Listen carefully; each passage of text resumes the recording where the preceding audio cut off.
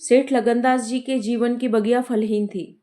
कोई ऐसा मानवीय, आध्यात्मिक या चिकित्सात्मक प्रयत्न न था जो उन्होंने न किया हो। यूं शादी में एक पत्नी व्रत के कायल थे, मगर जरूरत और आग्रह से विवश होकर एक दो नहीं 5 शादियां की। यहाँ तक कि उम्र के 40 साल गुजर गए और अंधेरे घर में उजाला न हुआ। बेचारे बहुत रंजीदा रहते। यह धन संपत्ति या ठाट बाट या वैभव और यह ऐश्वर्य क्या होंगे? मेरे बाद इनका क्या होगा? कौन इनको भोगेगा? यह ख्याल बहुत अफसोसनाक था। आखिर यह सलाह हुई कि किसी लड़के को गोद लेना चाहिए, मगर यह मसला पारिवारिक झगड़ों के कारण सालों तक स्थगित रहा। जब सेठ जी ने देखा कि बीवियों में अब तक बदस्तूर कशमकश हो रही है, तो उन्होंने नैतिक साहस से काम लिया और एक होनहार अनाथ लड़के को गोद ले लिया। उसका नाम रखा गया मगनदास। उसकी उम्र 5-6 साल से ज्यादा न थी, भला का जहीन और तमीजदार। मगर औरतें सब कुछ कर सकती हैं, दूसरे के बच्चे को अपना नहीं समझ सकती। यहाँ तो 5 औरतों का साझा था। अगर एक उसे प्यार करती तो बाकी 4 औरतों का फर्ज था कि उससे नफरत करें। हाँ, सेठ जी उसके साथ बिल्कुल अपनी लड़की की सी मोहब्बत करते थे। पढ़ने को मास्टर रखे, सवारी के लिए घोड़े, रईसी ख्याल के आदमी थे। राग रंग का सामान भी मुहैया था। गाना सीखने का लड़के ने शौक किया तो उसका भी इंतजाम हो गया। गरज जब मगनदास जवानी पर पहुंचा तो रईसाना दिलचस्पियों में उसे कमाल हासिल था। उसका गाना सुनकर उस्ताद लोग कानों पर हाथ रखते। सहसवार ऐसा दौड़ते हुए घोड़े पर जाता, डील डॉल शक्ल सूरत में उसका सा अलवेला जवान दिल्ली में कम न होगा। शादी का मसला पेश हुआ। नागपुर के करोड़पति सेठ मक्खनलाल बहुत लहराए हुए थे। उनकी लड़की से शादी हो गई। धूमधाम का जिक्र किया जाए तो किस्सा वियोग की रात से भी लंबा हो जाए। मक्खनलाल का उसी शादी में दिवाला निकल गया। इस वक्त मगनदास से ज्यादा ईर्ष्या के योग्य आदमी और कौन होगा? उसकी जिंदगी की बहार, उमंगों पर भी और मुरादों के फूल अपने शबनमी ताजगी में खिल खिल कर हुस्न और ताजगी का समा दिखा रहे थे। मगर तकदीर की देवी कुछ और ही सामान कर रही थी। वह सैर सपाटे के इरादे से जापान गया हुआ था कि दिल्ली से खबर आई कि ईश्वर ने तुम्हें एक भाई दिया है। मुझे इतनी खुशी है कि ज्यादा अरसे तक जिंदा न रह सकूं। तुम बहुत जल्दी लौट आओ। मगनदास के हाथ से तार का कागज छूट गया और सर में ऐसा चक्कर आया कि जैसे किसी ऊंचाई से गिर रहा हो। मगनदास के किताबी ज्ञान बहुत कम था, मगर स्वभाव की सज्जनता से वह खाली हाथ न था। हाथों की उदारता ने जो समृद्धि का वरदान है, हृदय को भी उदार बना दिया था। उसे घटनाओं की इस काया पलट से दुख तो जरूर हुआ। आखिर इंसान ही था, मगर उसने धीरज से काम लिया और एक आशा और भय की मिली जुली हालत में देश को रवाना हुआ। रात का वक्त था। जब अपने दरवाजे पर पहुंचा तो नाच गाने की महफिल सजी देखी। उसके कदम आगे न बढ़े। वह लौट पड़ा और एक दुकान के चबूतरे पर बैठकर सोचने लगा कि अब क्या करना चाहिए। इतना तो उसे यकीन था कि सेठ जी उसकी साथ भलमनसी और मोहब्बत से पेश आएंगे, बल्कि शायद अब और भी कृपा करने लगे। सेठानियां भी अब उसके साथ गैरों का सा बर्ताव न करेंगी। मुमकिन है मजली बहू जो इस बच्चे की खुशनसीब माँ थी, उससे दूर दूर रहे, मगर बाकी चारों सेठानियों की तरफ से कोई सत्कार में कोई शक नहीं। उनकी डाह से वह फायदा उठा सकता था। उसके स्वाभिमान ने यह गवारा न किया कि जिस घर में मालिक की हैसियत से रहता था, उसी घर में अब एक आश्रित की हैसियत से जिंदगी बसर करे। उसने फैसला कर लिया कि सब यहाँ रहना मुनासिब मुनासिब है, न मसलहत। मगर जाऊं कहाँ? न ऐसा कोई फन सीखा, न कोई ऐसा इल्म हासिल किया जिससे रोजी कमाने की सूरत पैदा होती। रईसाना दिलचस्पियां उसी वक्त तक कद्र की निगाह से देखी जाती हैं जब तक कि रईसों के आभूषण रहें। जीविका बनकर वे सम्मान के पद से गिर जाती हैं। अपनी रोजी हासिल करना तो उसके लिए कोई मुश्किल काम नहीं था। किसी सेठ साहूकार के यहाँ मुनीम बन सकता था, किसी कारखाने की तरफ से एजेंट हो सकता था, मगर उसके कंधे पर एक भारी जुआ रखा हुआ था। उसे क्या करे? एक बड़े सेठ की लड़की जिसने लाड़ प्यार में परवरिश की गई, उससे यह कंगाली की तकलीफें क्यों झेल कर झेली जाएंगी? क्या मक्खनलाल की लाडली बेटी एक ऐसे आदमी के साथ रहना पसंद करेगी जिसे रात की रोटी का भी ठिकाना नहीं? मगर इस फिक्र में अपनी जान क्यों खपाऊं? मैंने अपनी मर्जी से शादी नहीं की। मैं बराबर इनकार करता रहा। सेठ जी ने जबरदस्ती मेरे पैरों में बेड़ी डाली है। अब वही इसके जिम्मेदार हैं। मुझसे कोई वास्ता नहीं। लेकिन जब उसने दोबारा ठंडे दिल से इस मसले पर गौर किया तो बचाव की कोई सूरत नजर नहीं आई। आखिरकार उसने यह फैसला किया कि पहले नागपुर चलूं, जरा उन महारानी के तौर तरीकों को देखूं, बाहर ही बाहर उनके स्वभाव की मिजाज की जांच करूं। उस वक्त तय करूंगा कि मुझे क्या करना चाहिए। अगर रईसी की बू उनके दिमाग से निकल गई है और मेरे साथ रूखी रोटियां खाना उन्हें मंजूर है तो इससे अच्छा फिर और क्या। लेकिन अगर वह अमीरी ठाट बाट के हाथों बिकी हुई हैं तो मेरे लिए रास्ता साफ है। फिर मैं हूं और दुनिया का गम। ऐसी जगह जाऊं जहां कोई परिचित की सूरत सपने में भी दिखाई न दे। गरीबी की जिल्लत नहीं रहती अगर अजनबियों में जिंदगी बसर की जाए। यह जानने पहचानने वाले लोगों की कनखियां और कनवतियां हैं जो गरीबी को यंत्रणा बना देती हैं। इस तरह दिल में जिंदगी का नक्शा बनाकर मगनदास अपनी मर्दाना हिम्मत के भरोसे पर नागपुर की तरफ चला, उस मल्लाह की तरह जो किश्ती और पाल के बगैर नदी की उमड़ती हुई लहरों में अपने को डाल दे। शाम के वक्त सेठ मक्खनलाल के सुंदर बगीचे में सूरज की पीली किरणें मुरझाए हुए फूलों से गले मिलकर विदा हो रही थी। बाग के बीच में एक पक्का कुआं था और एक मौलसिरी का पेड़। कुएं के मुंह पर अंधेरे की नीली सी नकाब थी, पेड़ के सिर पर रोशनी की सुनहरी चादर। इसी समय एक नौजवान थका मांदा कुएं पर आया और लोटे से पानी भरकर पीने के बाद जगत पर बैठ गया। मालिन ने पूछा, कहाँ जाओगे? मगनदास ने जवाब दिया कि जाना तो था बहुत दूर, मगर यहीं रात हो गई। यहाँ कहीं ठहरने का ठिकाना मिल जाएगा? मालिन, चले जाओ, सेठ जी की धर्मशाला में बड़े आराम की जगह है। मगनदास, धर्मशाला में तो मुझे ठहरने का कभी संयोग नहीं हुआ। कोई हर्ज न हो तो यहीं पड़ा रहूं। यहाँ कोई रात को रहता है? मालिन, भाई मैं यहाँ ठहरने को न कहूँगी। यह बाई जी की बैठक है, झरोके में बैठकर सैर किया करती हैं। कहीं देखभाल लें तो मेरे सिर में एक बाल भी न रहे। मगनदास, बाई जी कौन? मालिक, यही सेठ जी की बेटी इंदिरा बाई। मगनदास, यह गजरे उन्हीं के लिए बना रही हो क्या? मालिन, हाँ, और सेठ जी के यहाँ है ही कौन? फूलों के गहने बहुत पसंद करती हैं। मगनदास, शौकीन औरत मालूम होती हैं। मालिन, भाई यही तो बड़े आदमियों की बातें हैं। वे शौक न करें तो हमारा तुम्हारा निवाह कैसे हो? और धन है ही किसके लिए? अकेली जान पर 10 लौंडियां हैं। सुना करती थी कि भगवान आदमी का हल भूत जोतता है। वह अपनी आंखों देखा। आप ही आप पंखा चलने लगे, आप ही आप सारे दिन में दिन का सा उजाला हो जाए। तुम झूठ समझते होगे मगर मैं आंखों देखी बात कहती हूँ। उस गर्व की चेतना के साथ जो किसी नादान आदमी के सामने अपनी जानकारी के बयान करने में होता है, बूढ़ी मालिन अपनी सर्वज्ञता का प्रदर्शन करने लगी। मगनदास ने उकसाया, होगा भाई, बड़े आदमी की बातें निराली होती हैं। लक्ष्मी के बस में सब कुछ है, मगर अकेली जान पर 10 लौंडियां? समझ में नहीं आता। मालिन ने बुढ़ापे के चिड़चिड़ेपन से जवाब दिया, तुम्हारी समझ मोटी हो तो कोई क्या करे।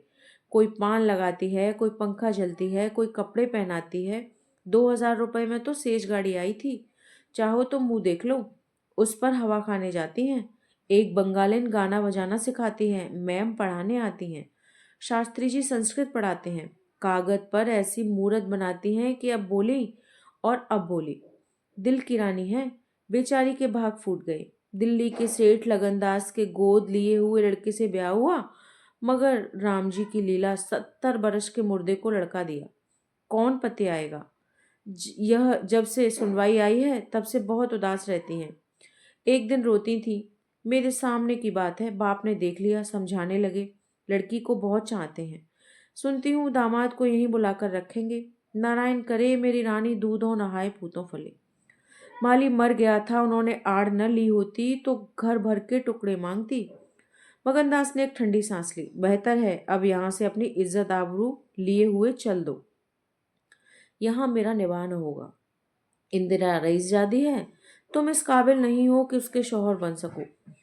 मालिन से बोला तो धर्मशाला में जाता हूँ, जाने वहाँ ठाट वाट मिल जाती है कि नहीं, मगर रात ही तो काटनी है, किसी तरह कट ही जाएगी। रईसों के लिए मखमली गद्दे चाहिए, हम मजदूरों के लिए पुआल ही बहुत है। यह कहकर उसने लुटिया उठाई डंडा संभाला और दर्द भरे दिल से एक तरफ चल दिया। उस वक्त इंदिरा अपने झरोके पर बैठी हुई इन दोनों की बातें सुन रही थी। कैसा संयोग है कि स्त्री को स्वर्ग की सब सिद्धियां प्राप्त हैं और उसका पति आवाराओं की तरह मारा मारा फिर रहा है। उसे रात काटने का ठिकाना नहीं। मगनदास निराश विचारों में डूबा हुआ शहर से निकल आया और एक सराय में ठहरा, जो सिर्फ इसीलिए मशहूर थी कि वहां शराब की एक दुकान थी।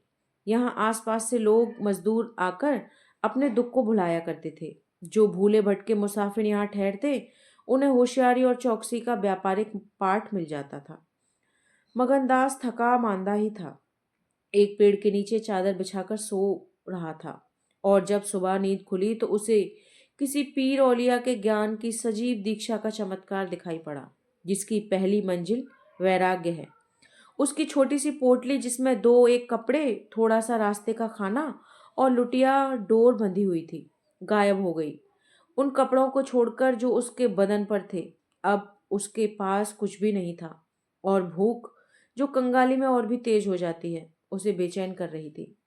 मगर वह दृढ़ स्वभाव का आदमी था। उसने किस्मत का रोना न रोया और किसी तरह गुजर करने की तकदीरें सोचने लगा। लिखने और गणित में उसे अच्छा अभ्यास था, मगर इस हैसियत में उससे फायदा उठाना असंभव था। उसने संगीत का बहुत अभ्यास किया था। किसी रसिक रईस के दरबार में उसकी कद्र हो सकती थी, मगर उसके पुरुषोचित अभिमान ने इस पेशे को अख्तियार करने की इजाजत न दी। हाँ, वह आला दर्जे का घुड़सवार था और यह फन मजे में पूरी शान के साथ उसकी रोजी का साधन बन सकता था। यह पक्का इरादा करके उसने हिम्मत से कदम आगे बढ़ाए। ऊपर से देखने में यह बात यकीन के काबिल नहीं मालूम होती, मगर वह अपना बोझ हल्का हो जाने से इस वक्त बहुत उदास नहीं था। मर्दाना हिम्मत का आदमी ऐसी मुसीबतों को उसी निगाह से देखता है जिसमें एक होशियार विद्यार्थी परीक्षा के प्रश्नों को देखता है। उसे अपनी हिम्मत आजमाने का, एक मुश्किल से जूझने का मौका मिल जाता है। उसकी हिम्मत आजमाने ही मजबूत हो जाती है। अक्सर ऐसे मर्दाना हौसले के लिए प्रेरणा का काम देते हैं। मगनदास इस जोश के कदम आगे बढ़ाता चला जाता था। कैसे कामयाबी की मंजिल सामने नजर आ रही थी, मगर शायद वहां के घोड़ों ने शरारत और बिगड़ैलपन से तौबा कर ली, या ये स्वाभाविक रूप से बहुत मजे में धीमे धीमे चलने वाले थे। वह जिस गांव में जाता, निराशा को उकसाने वाला जवाब पाता। आखिरकार शाम के वक्त जब सूरज अपनी आखिरी मंजिल पर जा पहुंचा था, उसकी कठिन मंजिल तमाम हुई। नागर घाट के ठाकुर अटल सिंह ने उसे अपनी चिंता समाप्त करी। यह एक बहुत बड़ा गांव था। पक्के मकान बहुत थे, मगर उनमें प्रेत आत्माएं आबाद थीं। कई साल पहले प्लेग ने आबादी के बड़े हिस्से को इस क्षण भंगुर संसार से उठाकर स्वर्ग में पहुंचा दिया था। इस वक्त प्लेग के बचे कुचे वे लोग गांव के नौजवान और शौकीन जमींदार साहब और हल्के कारगुजार और रोबीले थानेदार साहब थे।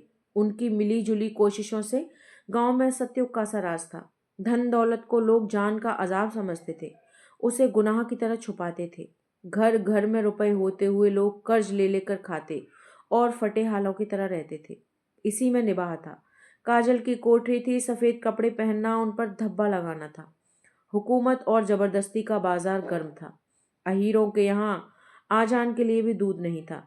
थाने में दूध की नदी बहती थी। मवेशी खानों के मुहर्रिर दूध की कुल्लियां करते थे। इसी अंधेर नगरी को मगनदास ने अपना घर बनाया। ठाकुर साहब ने असाधारण उदारता से काम लेकर उसे रहने के लिए एक मकान भी दे दिया, जो केवल बहुत व्यापक अर्थों में मकान कहा जा सकता था। इसी झोपड़ी में वह एक हफ्ते से जिंदगी के दिन काट रहा था। उसका चेहरा जर्द है और कपड़े मैले हो रहे हैं। अगर ऐसा मालूम होता है कि उस अब इन बातों की अनुभूति ही नहीं रही। जिंदा है, मगर जिंदगी रुखसत हो गई है। हिम्मत और हौसला मुश्किल को आसान कर सकते हैं, आंधी और तूफान से बचा सकते हैं, मगर चेहरे को खिला सकना उनके सामर्थ्य से बाहर है। टूटी हुई नाव पर बैठकर मल्हार गाना हिम्मत का काम नहीं, हिमाकत का काम है। एक रोज जब शाम के वक्त वह अंधेरे में खाट पर पड़ा हुआ था, एक औरत उसके दरवाजे पर आकर भीख मांगने लगी। मगनदास का आवाज परिचित जान पड़ी। बाहर आकर देखा तो वही चंपा मलिन थी, कपड़े तार तार, मुसीबत की रोती हुई तस्वीर। बोला, मालिन, तुम्हारी यह क्या हालत है? मुझे पहचानती हो? मालिन ने चौंक कर देखा और पहचान गई। रोकर बोली, बेटा अब बताओ मेरा कहाँ ठिकाना लगे? तुमने मेरा बना बनाया घर उजाड़ दिया। न उस दिन तुमसे बात करती, न मुझ पर यह विपत पड़ती। बाई ने तुम्हें बैठे देख लिया, बातें भी सुनी। सुबह होते ही मुझे बुलाया और बरस पड़ी। नाक कटवा लूंगी, मुंह में कालिख लगवा दूंगी। चुड़ैल कुटनी, तू मेरी किस बात को किसी गैर आदमी से क्यों चलाई? तू दूसरों से मेरी चर्चा करे? क्या वह तेरा दामाद था जो तू उससे मेरा दुखड़ा रोती थी? जो कुछ मुंह में आया बकती रही, मुझसे भी न सहा गया। रानी रूठेंगी, अपना सुहाग लेंगी। बोली, बाई जी मुझसे कसूर हुआ, लीजिए अब जाती हूँ। छींकते नाक कटती है और मेरा निवाह यहाँ न होगा। ईश्वर ने मुंह दिया है तो आहार भी देगा। चार घर से मांगूंगी तो पेट को हो जाएगा। उस छोकरी ने मुझे खड़े खड़े निकलवा दिया। बताओ मैंने तुमसे उसकी कौन सी शिकायत की थी? उसकी क्या चर्चा थी? मैं तो उसका बखान ही कर रही थी। मगर बड़े आदमियों का गुस्सा भी बड़ा होता है। अब बताओ मैं किसकी होकर रहूं? 8 दिन इसी तरह टुकड़े मांगते हो गई। एक भतीजी उन्हीं के यहाँ लौंडियों में नौकर थी। उसी दिन उसे भी निकाल दिया। तुम्हारी बदौलत जो कभी न किया था वह करना पड़ा। तो मैं कहाँ का दोष लगाऊं? किस्मत में जो कुछ लिखा था देखना पड़ा। मगनदास सन्नाटे में आ गया। मिजाज का यह हाल है, या घमंड या शान? मालिन का इत्मीनान दिलाया और पास अगर दौलत होती तो उसे माला माल कर देता। सेठ मक्खन लाल की बेटी को भी मालूम हो जाता कि रोजी की कुंजी उसी के हाथ में नहीं है। बोला, तुम फिक्र न करो, मेरे घर में आराम से रहो। अकेले मेरा भी जी नहीं लगता। सच कहो तो मुझे तुम्हारी तरह एक औरत की तलाश थी। अच्छा हुआ तुम आ गई। मालिन ने आंचल फैलाकर असीम आशीर्वाद दिया। बेटा जुग जुग जियो, बड़ी उम्र हो। यहाँ कोई घर मिले तो मुझे दिलवा दो। मैं यहाँ रहूंगी तो मेरी भतीजी कहाँ जाएगी? वह बेचारी शहर में किसके आसरे रहेगी? मगन लाल के खून में जोश आया। उसके स्वाभिमान को चोट लगी। उन पर यह आफत मेरी लाई हुई है। उनकी इस आवारागर्दी का जिम्मेदार मैं हूँ। बोला, कोई हर्ज न हो तो उसे भी यहीं ले आओ। मैं दिन को यहाँ बहुत कम रहता हूँ। रात को बाहर चारपाई डालकर पड़ रहा करूँगा। मेरी वजह से तुम लोगों को कोई तकलीफ नहीं होगी। यहाँ दूसरा मकान मिलना मुश्किल है। यही झोपड़ी बड़ी मुश्किलों से मिली है। यह अंधेर नगरी है।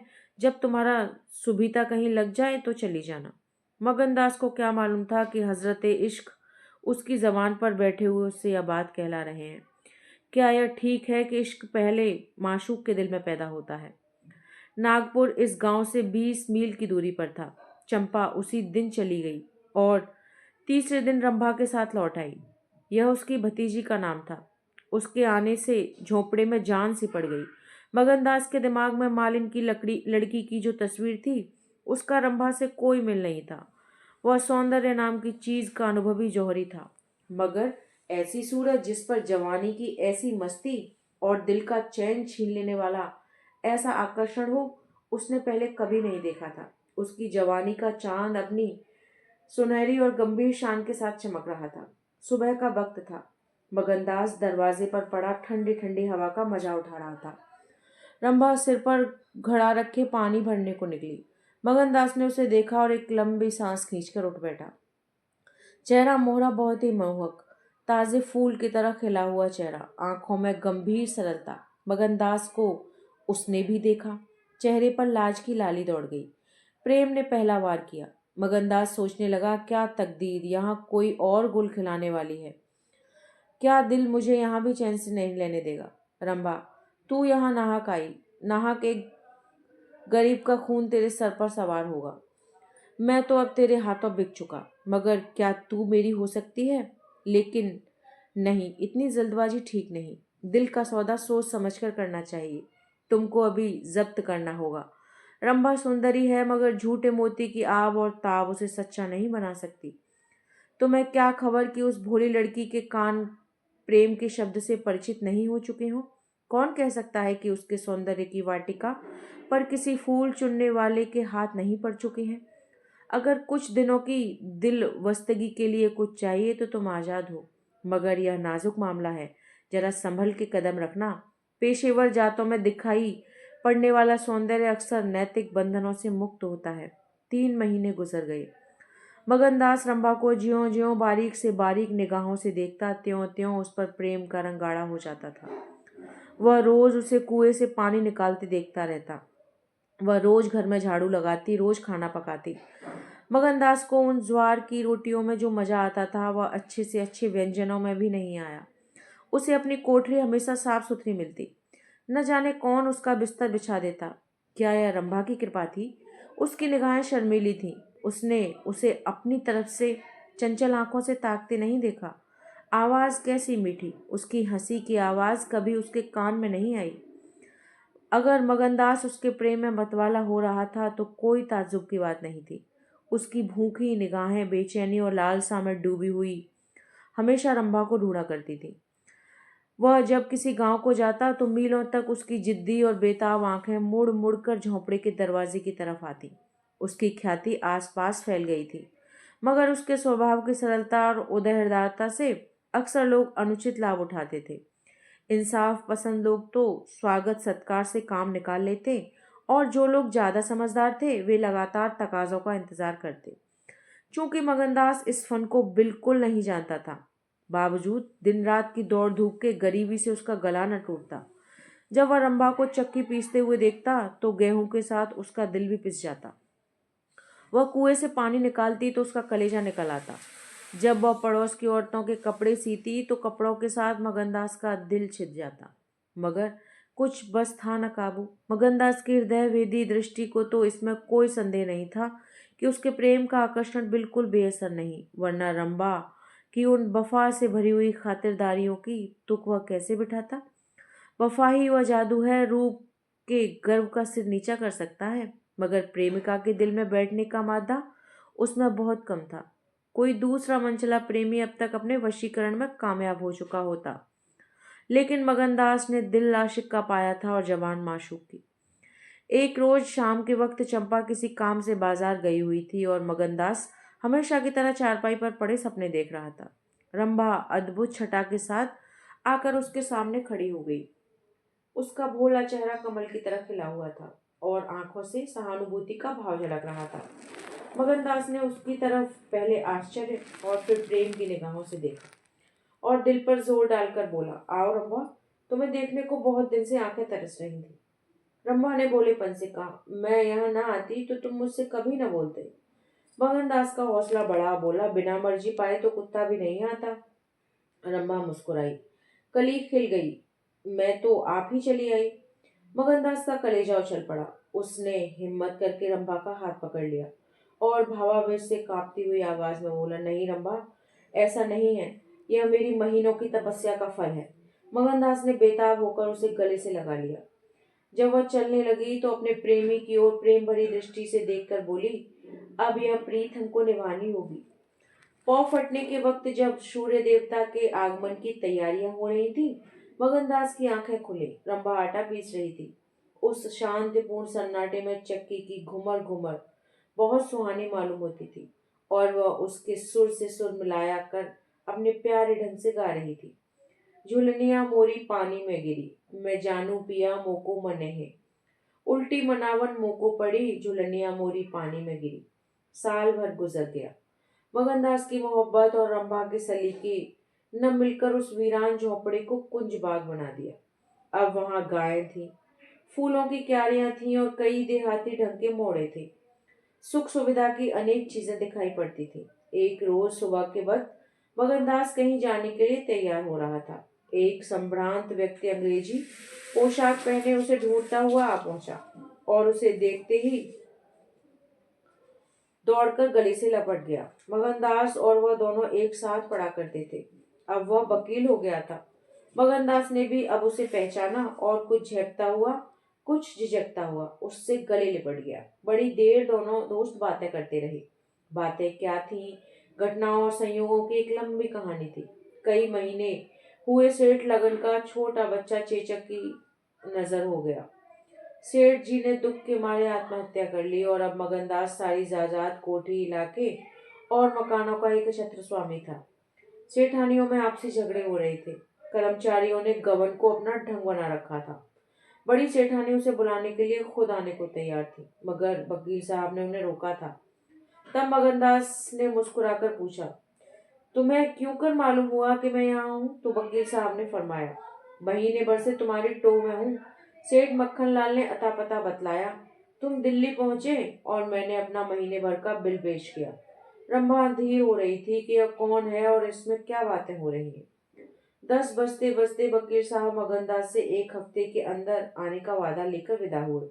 उसी वक्त रंभा आ पहुंची और पूछने लगी, ये कौन थे? इनका तुमसे क्या काम था? मगनदास ने जवाब दिया, यमराज का दूत। रंभा, क्या असगुन बकते हो? मगन, नहीं नहीं रंभा, यह असगुन नहीं है, यह सचमुच मेरी मौत का दूत था। मेरी खुशियों के बाग को रौंदने वाला, मेरी हरी भरी खेती को उजाड़ने वाला। रंभा, मैंने तुम्हारे साथ दगा की है, मैंने तुम्हें अपने फरेब के जाल में फंसाया है। मुझे माफ करो। मोहब्बत ने मुझसे यह सब करवाया। मैं बगन सिंह ठाकुर नहीं हूँ। मैं सेठ लगनदास का बेटा और सेठ मक्खनलाल का दामाद हूँ। मगनदास को डर था कि रंभा यह सुनते ही चौंक पड़ेगी और शायद उसे जालिम दगाबाज कहने लगे, मगर उसका ख्याल गलत निकला। रंभा ने आंखों में आंसू भरकर सिर्फ इतना कहा, तो क्या तुम मुझे छोड़कर चले जाओगे? मगनदास ने उसे गले लगाकर कहा, हाँ। रंभा, क्यों? मगन, इसीलिए कि इंदिरा बहुत होशियार, सुंदर और धनी है। रंभा, मैं तुम्हें न छोड़ूंगी। कभी इंदिरा की लौंडी थी, अब उनकी सौत बनूंगी। तुम जितनी मेरी मोहब्बत करोगे उतनी इंदिरा को करोगे। क्यों? मगनदास इस भोलेपन पर मतवाला हो गया। मुस्कुराकर बोला, अब इंदिरा तुम्हारी लौंडी बनेगी। मगर सुनता हूँ वो बहुत सुंदर है, कहीं मैं उसकी सूरत पर लोभा न जाऊं। मर्दों का हाल तुम नहीं जानती, मुझे अपने ही डर लगता है। रम्मा ने विश्वास भरी आंखों से देखकर कहा, क्या तुम भी ऐसा करोगे? जो जी में आए करना, मैं तुम्हें न छोड़ूंगी। इंदिरा बनी रानी बने, मैं लौंडी होंगी। क्या इतने पर भी मुझे छोड़ दोगे? मगनदास की आंखें डबडबा गईं। बोला, प्यारी, मैंने फैसला कर लिया है कि दिल्ली नहीं जाऊंगा। यह तो मैं कह ही न पाया कि सेठ जी का स्वर्गवास हो गया। बच्चा उनसे पहले ही चल बसा। अफसोस सेठ जी के आखिरी दर्शन भी न कर सका। अपना बाप भी इतनी मोहब्बत नहीं कर सकता, उन्होंने मुझे अपना वारिस बनाया है। वकील साहब कहते हैं कि सेठानियों में अनबन है, नौकर चाकर लूट मार मचा रहे हैं। वहां का यह हाल है कि मेरा दिल वहां जाने पर राजी नहीं होता। दिल तो यहाँ है, वहां कौन जाए? रंभा जरा देर तक सोचती रही, फिर बोली, तो मैं तुम्हें छोड़ दूंगी। इतने दिन तुम्हारे साथ रही, जिंदगी का सुख लूटा। अब जब तक जीऊंगी इसी सुख का ध्यान करती रहूंगी। मगर तुम मुझे भूल तो नहीं जाओगे? साल में एक बार देख लिया करना, इसी झोपड़े में आकर। मगनदास ने बहुत रोका मगर आंसू नहीं रुके। बोले, रंभा, ऐसी बात मत करो, कलेजा बैठा जाता है, मैं तुम्हें छोड़ नहीं सकता। इसीलिए नहीं कि तुम्हारे ऊपर कोई एहसान है, तुम्हारी खातिर नहीं, अपनी खातिर। वह शांति, वह प्रेम, वह आनंद जो मुझे यहाँ मिलता है और कहीं नहीं मिल सकता। खुशी के साथ जिंदगी बसर हो, यही मनुष्य के जीवन का लक्ष्य है। मुझे ईश्वर ने यह खुशी दी कि यहाँ रखी है, तो मैं क्यों छोड़ूं? धन दौलत को मेरा सलाम है, मुझे उसकी हवस नहीं। रंभा फिर गंभीर स्वर में बोली, मैं तुम्हारे पाँव की बेड़ी नहीं बनूंगी। चाहे तो तुम अभी मुझे न छोड़ो, लेकिन थोड़े दिनों में तुम्हारी यह मोहब्बत नहीं रहेगी। मोहनदास को कोड़ा लगा, जोश से बोला, तुम्हारे सिवा इस दिल में अब कोई और जगह नहीं पा सकता। रात ज्यादा हो गई थी, अष्टमी का चांद सोने का जा चुका था। दोपहर के कमल की तरह साफ आसमान में सितारे खिले हुए थे। किसी खेत के रखवाले की बांसुरी की आवाज, जिसे दूरी ने तासीर, सन्नाटे ने सुरीलापन और अंधेरे ने आत्मिकता का आकर्षण दे दिया, कानों में आ जा रही थी। जैसे कोई पवित्र आत्मा नदी के किनारे बैठी हुई पानी की लहरों से या दूसरे किनारों के खामोश और अपनी तरफ खींचने वाले पेड़ों से अपनी जिंदगी की गम की कहानी सुना रही हो। मगनदास सो गया, मगर रंभा की आंखों में नींद नहीं आई। सुबह हुई तो मगनदास उठा और रंभा को पुकारने लगा, मगर रंभा रात ही अपने को चाची के साथ वहां से चली गई। मगनदास को उस मकान के दरों दीवारों पर एक मनहूसियत सी छाई हुई मालूम हुई, जैसे एक घर की जान निकल गई हो। वह घबराकर कोठरी में गया जहां रंभा रोज चक्की पीसती थी, मगर अफसोस आज चक्की एकदम निश्चल थी। फिर वह कुएं की तरफ दौड़ा गया, लेकिन ऐसा मालूम हुआ कुएं ने उसे निगल जाने के लिए अपना मुंह खोल दिया है। तब वह बच्चों की तरह चीख उठा। वह रोता हुआ फिर उसी झोपड़ी में आया जहाँ कल रात तक प्रेम का वास था, मगर आह, उस वक्त अवशोक का घर बनी हुई थी। जब जरा आंसू थमे तो उसने घर में चारों तरफ निगाह दौड़ाई। रंभा की साड़ी अरगनी पर पड़ी हुई थी। एक पिटारी में वह कंगन रखा हुआ था जो मगनदास ने उसे दिया था। बर्तन सब रखे हुए थे, साफ और सुथरे। मगनदास सोचने लगा, रंभा, तूने रात को कहा था मैं तुम्हें छोड़ दूंगी। क्या तूने यह बात दिल से कही थी? मैंने तो समझा था तू दिल लगी कर रही है, नहीं तो तुझे कलेजे में छिपा लेता। मैं तो तेरे लिए सब कुछ छोड़े बैठा था। तेरा प्रेम मेरे लिए सब कुछ था। आह, मैं यूं बेचैन हूँ, क्या तू बेचैन नहीं है? हाय, तू रो रही है। मुझे यकीन है कि तू अब भी लौट आएगी। फिर सजीव कल्पनाओं का एक जमघट उसके सामने आया। वे नाजुक अदाएं, वे मतवाली आंखें, वे भोली भाली बातें, वे अपने को भूली हुई सी मेहरबानियां, वह जीवनदायी मुस्कान, वे आशिकों जैसी दिलजोइयां, वह प्रेम का नशा, वह हमेशा खिला रहने वाला चेहरा, वह लचक लचक कर कुएं से पानी लाना, वह इंतजार की सूरत, वह मस्ती से भरी हुई बेचैनी। ये सब तस्वीरें उसकी निगाह के सामने हमड़तनाक बेताबी के साथ फिरने लगी। मगनदास ने एक ठंडी सांस ली और आंसुओं और दर्द की उमड़ती हुई नदी को मर्दाना जब्त से रोककर उठ खड़ा हुआ। नागपुर जाने का फैसला किया। मगनदास ने और रंभा से विदा ली। तकिए के नीचे से संदूक की कुंजी उठाई तो कागज का एक टुकड़ा निकल आया। यह रंभा की विदा की चिट्ठी थी। प्यारे, मैं बहुत रो रही हूँ। मेरे पैर नहीं उठते, मगर मेरा जाना जरूरी है। तो मैं जगाऊंगी तो तुम जाने नहीं दोगे। आह, मैं कैसे जाऊं? अपने प्यारे पति को कैसे छोड़ूं? किस्मत मुझसे यह आनंद का घर छुड़वा रही है। मुझे बेवफा न कहना, मैं तुमसे फिर कभी मिलूंगी। मैं जानती हूँ कि तुमने मेरे लिए सब कुछ त्याग दिया है, मगर तुम्हारे लिए जिंदगी में बहुत कुछ उम्मीदें हैं। मैं अपनी मोहब्बत की धुन में तुम्हें उन उम्मीदों से क्यों दूर रखूं? अब तुमसे जुदा होती हूँ। मेरी सुध मत भूलना, मैं तुम्हें हमेशा याद रखूंगी। यह आनंद के दिन कभी नहीं भूलेंगे। क्या तुम मुझे भूल सकोगे? तुम्हारी प्यारी रंभा। मगनदास को दिल्ली आए हुए 3 महीने गुजर चुके थे। इस बीच उसे सबसे बड़ा जो निजी अनुभव हुआ वह यह था कि रोजी की फिक्र और धंधों की बहुतायत से उमड़ती हुई भावनाओं का जोर कम किया जा सकता है। 1.5 साल पहले का बेफिक्र नौजवान अब एक समझदार और सूझबूझ रखने वाला आदमी बन गया था। सागर घाट के उन कुछ दिनों से उसे रियाया की इन तकलीफों का निजी ज्ञान हो गया था और कारिंदों और मुख्तारों की सख्तियों की बदौलत उन्हें उठानी पड़ती थी। उसने उसे रियासत के इंतजाम में बहुत मदद की और गो कर्मचारी दबी जवान से उसकी शिकायत करते थे और अपनी किस्मत और जमाने के उलटफेर को कोसते थे। मगर रियाया खुश थी।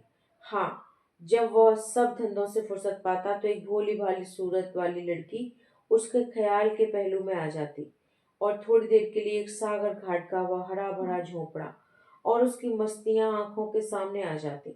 सारी बातें एक सुहाने सपने की तरह याद आकर उसके दिल को महसूसने लगती। लेकिन कभी कभी खुद ब खुद उसका ख्याल इंदिरा की तरफ भी जा पहुंचता। गो उसके दिल से रंभा की वही जगह थी, मगर किसी तरह उसमें इंदिरा के लिए भी एक कोना निकल आया था। जिन हालातों और आफतों ने उसे इंदिरा से बेजार कर दिया था वह अब रुखसत हो गई थी। अब उसे इंदिरा से कुछ हमदर्दी हो गई।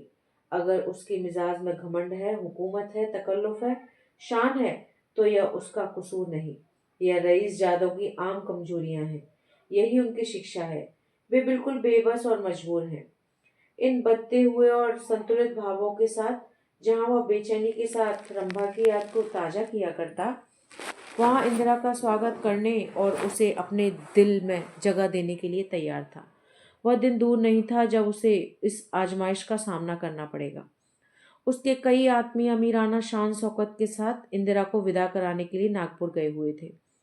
मगनदास की तबीयत आज तरह तरह के भावों के कारण, जिनमें प्रतीक्षा और मिलन की उत्कंठा थी, उचाट सी हो रही थी। जब कोई नौकर आता तो वह संभल बैठता कि शायद इंदिरा आ पहुंची। आखिर शाम के वक्त जब दिन और रात गले मिले, जनान खाने में जोर शोर से गानों की आवाजों ने बहू के पहुंचने की सूचना दी। सुहाग की सुहानी रात थी। 10 बज गए थे। खुले हुए हवादार सहन में चांदनी छिटकी हुई थी। वह चांदनी जिसमें नशा है, आरजू है और खिंचाव है। गमलों में खिले हुए गुलाब और चंपा के फूल चांद की सुनहरी रोशनी ज्यादा गंभीर और खामोश नजर आते हैं। मगनदास इंदिरा से मिलने के लिए चला। उसके दिल से लालसाएं जरूर थीं, मगर एक पीड़ा भी थी। दर्शन की उत्कंठा थी, मगर प्यास से खोली। मोहब्बत नहीं, प्राणों का खिंचाव था जो उसे खींचे जाता था। उसके दिल में बैठी हुई रंभा शायद बार बार बाहर निकलने की कोशिश कर रही थी, इसीलिए दिल में धड़कन हो रही थी। वह सोने के कमरे के दरवाजे पर पहुंचा। रेशमी पर्दा पड़ा हुआ था। उसने पर्दा उठा दिया। अंदर एक औरत सफेद साड़ी पहने खड़ी थी। हाथ में चंद खूबसूरत चूड़ियों के सिवा उसके बदन पर एक भी जेवर नहीं था। ज्यों ही पर्दा उठा और मगनदास ने अंदर कदम रखा, वह मुस्कुराती हुई उसकी तरफ बढ़ी। मगनदास ने उसे देखा और चकित होकर बोला, रंभा। और दोनों प्रेमावेश से लिपट गए। दिल में बैठी हुई रंभा बाहर निकल आई थी।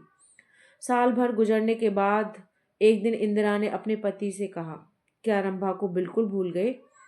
कैसे बेवफा हो, कुछ याद है? उसने चलते वक्त तुमसे क्या विनती की थी? मगनदास ने कहा, खूब याद है। वह आवाज भी कानों में गूंज रही है। मैं रंभा को भोली भाली लड़की समझता था। यह नहीं जानता था कि यह त्रिया चरित्र का जादू है। मैं अपनी रंभा को अब भी इंदिरा से ज्यादा प्यार करता हूँ। तो मैं डाह तो नहीं होती? इंदिरा ने हंस कर जवाब दिया। डाह क्यों हो? तुम्हारी रंभा है तो क्या मेरा मगन सिंह नहीं? मैं अब भी उसी पर मरती हूँ।